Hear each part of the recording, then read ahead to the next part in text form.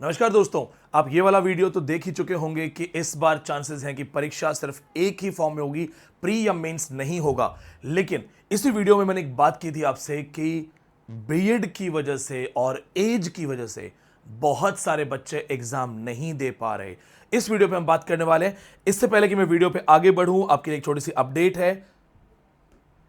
जो बच्चे हमारे साथ एलटी ग्रेड की तैयारी कर रहे हैं उनको यूपी जीआईसी, जिसमें लगभग 1800 सीट्स हैं, अगस्त में सारी अपडेट आपको आ जाएंगी। UP GIC with negative marking, UP GDC, TGT, PGT और केवी का कॉम्बो कोर्स दिया जा रहा है। और यहां पे कॉम्बो कोर्स का प्राइस जो है 60% डिस्काउंट करके 4999 का कर दिया गया है पहले 200 स्टूडेंट्स के लिए। तो मैं आपकी छोटी सी अपडेट दोबारा दे रहा हूं कि अगर आप हमारे साथ यूपी एलटी ग्रेड का इंग्लिश का टॉपिक पढ़ना चाहते हैं, इंग्लिश का कोर्स हमारे साथ करना चाहते हैं, तो आपको फ्री में यूपी जीआईसी मिलेगा, गवर्नमेंट इंटर कॉलेज का कोर्स। आपको UP GDC, government degree college का कोर्स, यूपी टीजीटी, पीजीटी और केवी के साथ साथ 2 साल की वैलिडिटी मिलेगी। यानी ये सारे कोर्सेज 2 साल की वैलिडिटी और फीस बहुत ही छोटी, लगभग 150 रुपए महीने के हिसाब से 4999, लेकिन सिर्फ पहले 200 स्टूडेंट्स। अब चलते हैं हमारे मुद्दे पे, जो आज का सबसे बड़ा मेन कंसर्न है। हो ये रहा है कि अभी आपने देखा, after 7 years gap UPPSC to recruit 7466, 7466 LT grade teachers आ रहे हैं। 9th 10th के जो टीचर्स होते हैं, पहले बीएड कंपलसरी नहीं था। अब आप एक चीज बताइए कि अचानक से एक बड़ा एग्जाम जिससे बहुत सारे बच्चों को उम्मीदें हैं, गवर्नमेंट जॉब के सपने हैं, एक बड़ा एग्जाम अनाउंस होता है, लेकिन अचानक से आपको पता चलता है कि उन्होंने एक नई कंडीशन लगा दी है। और वो कंडीशन ऐसी है जिसे आप एक दिन में या एक महीने में पूरा नहीं कर सकते। जी हां, इन्होंने अचानक से बीएड इंट्रोड्यूस कर दिया, यूपी जीआईसी के लिए भी और बकायदा यूपी एलटी ग्रेड के लिए भी। और यहां पे एक समस्या आ गई है, बहुत सारे बच्चे जो एलिजिबल थे, जो फॉर्म भर सकते थे, मेहनत करके क्वालिफाई कर सकते थे, उन हजारों लाखों स्टूडेंट्स को वंचित रहना पड़ेगा। दूसरी चीज, चूंकि 7 साल के बाद आया है, तो यूपीपीएससी के लिए बहुत बड़ा एग्जाम होगा। एक एस्टिमेट आ रहा है, जो यूपीपीएससी का रिकमेंडेशन लेटर है, उन्होंने सरकार को एक रिकमेंडेशन लेटर दिया है और कहा है 15 लाख के आसपास। जी हां, 15 लाख के आसपास बच्चे यहां अप्लाई करने वाले हैं। बड़े लेवल पे कंपटीशन होगा, तैयारी भी आपको बड़े लेवल पे ही करनी है।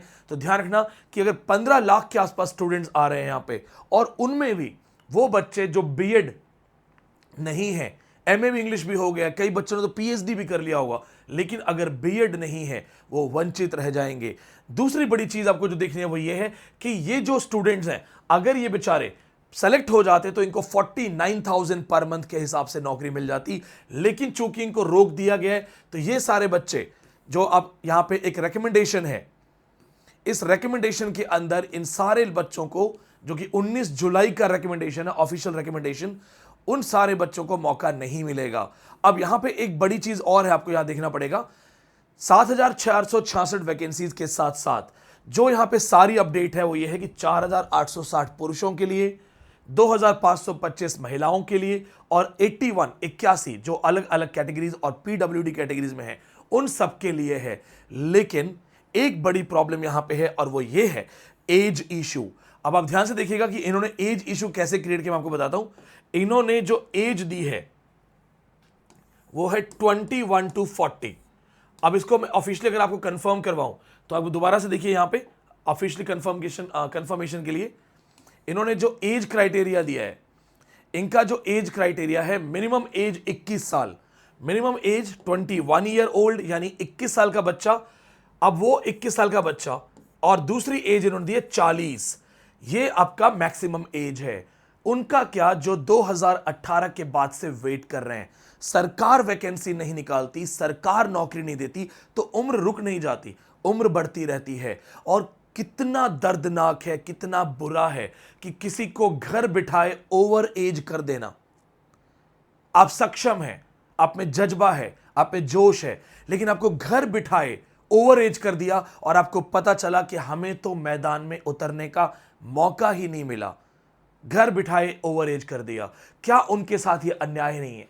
तो यहां पे ध्यान देने वाली बात है, जुलाई 1 2025 तक आपकी एज को काउंट किया जाएगा और यहां पे इस वीडियो के पीछे मेरा एक ही मुद्दा है, एक ही मुहिम है कि क्यों ना हम सब साथ आएं और मिनिमम 5 इयर्स का रिलैक्सेशन लें।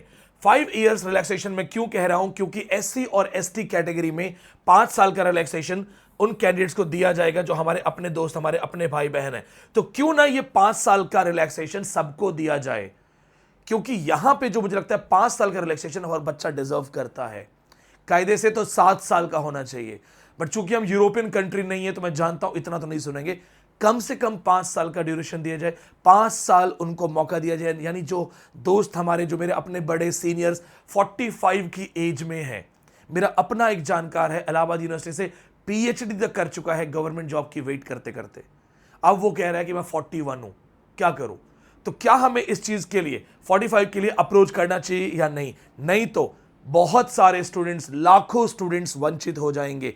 अगर आप इस तरह के स्टूडेंट तो हमें आवाज उठानी पड़ेगी, नहीं तो ये जिस तरह से एग्जाम लगातार डिले हो रहा है, the recruitment process has been delayed for several years with the last major recruiting being 2018। 2018 के बाद से 7 साल का गैप, एक कैसा कंडीशन होगा, मेंटल कंडीशन एक स्टूडेंट का, उसे एग्जाम देने के लिए, गवर्नमेंट जॉब के लिए 7 साल इंतजार करना पड़ता है। तो ये उन बच्चों की लड़ाई है, अदरवाइज ये सारे बच्चे जो हैं ये परेशान हो जाएंगे। बहुत सारे बच्चे जो हैं वो रिकमेंडेशंस कर रहे हैं, बात कर रहे हैं, और मैं यहां पे एक चीज मेंशन कर देता हूं अंडरलाइन करके, the competitive student struggle committee has requested the chief minister जो एज कंसीडर करना है, उन्होंने maximum age limit from July 2019 to 2025 6 year relaxation की बात की है। 6 ईयर रिलैक्सेशन की बात की। इन्होंने कहा है कि 2019 से 2025 के बीच में जो समय खराब हुआ, 6 साल का रिलैक्सेशन दिया जाए। तो यहां पे दोस्तों इस वीडियो के माध्यम से मैं ये कहना चाहता हूं, आप, मैं और ये कमिटी और ऐसे बहुत सारे टीचर्स अगर साथ आ जाएंगे, अगर 15-20 बड़े टीचर्स साथ आ गए तो 6 साल नहीं तो 5 साल मिनिमम आपको मौका मिलेगा और हमारे लाखों भाई बहन इस एग्जाम को दे पाएंगे। तो आपको क्या करना है, इस वीडियो को जितना ज्यादा हो सके शेयर करो, क्योंकि आपकी आवाज है। एलटी ग्रेड के एग्जाम के लिए मैं अपीयर नहीं कर रहा हूं, मैं अपने लिए नहीं लड़ रहा हूं, मैं चाहता हूं कि क्यों ना सच के लिए एक मौका, एक ट्राई तो किया जाए, एक कोशिश तो की जाए। कम से कम ये तो नहीं होगा कि हमने प्रयास नहीं किया। तो जो बच्चे मेरी बात से इत्तेफाक रखते हैं, आप हमारे साथ आके प्रयास कर सकते हैं, और अगर एक बड़ा क्राउड आ गया तो हम उनको अपनी आवाज सुनाएंगे। हम जरूरत पड़ने पे शिक्षा मंत्री से भी मिल सकते हैं, राज्य शिक्षा मंत्री से भी मिल सकते हैं। जो बच्चे फर्स्ट टाइम मेरे चैनल पे आए हैं, ये मेरा चैनल जो है ये लिटरेचर को टोटली डेडिकेटेड है, और आपको यहां पे एलटी ग्रेड से रिलेटेड इंग्लिश का कंप्लीट सिलेबस एक्सप्लेनेशन मिलेगा, साथ में जो बड़ी अपडेट है ओनली फॉर इंग्लिश लिटरेचर ये भी आपको मिलेगी। इसके साथ साथ जो बच्चे डायरेक्ट ऐप पे जाके हमें ज्वाइन करना चाहते हैं, डायरेक्ट ऐप का लिंक आपके सामने है, आप इसको क्यूआर कोड को स्कैन करिए, डायरेक्ट ऐप पे जाइए, साहित्य क्लासेस नाम से आपको ऐप मिलेगा। मैं Vineet Pandey, ex assistant professor, department of English, university of Delhi हूं। मेरा अपना सारा एक्सपीरियंस आपको पढ़ने मिलेगा। तो जंग की जगह जंग करेंगे और पढ़ाई की जगह पढ़ाई करेंगे, और दोनों में आपको मेरा बेहतरीन साथ और गाइडेंस, मार्गदर्शन दोनों मिलेगा। मिलते हैं नेक्स्ट वीडियो में, लेकिन तब तक इसको शेयर करो, जिम्मेदारी से शेयर करो। हर सोशल मीडिया प्लेटफॉर्म पे बताओ लोगों को कि इस तरह की आवाजें उठ रही हैं, नहीं तो ये आवाजें दब जाएंगी और न जाने लाखों सपने वो मर जाएंगे। तो मिलते हैं अगली वीडियो में। हर हर महादेव।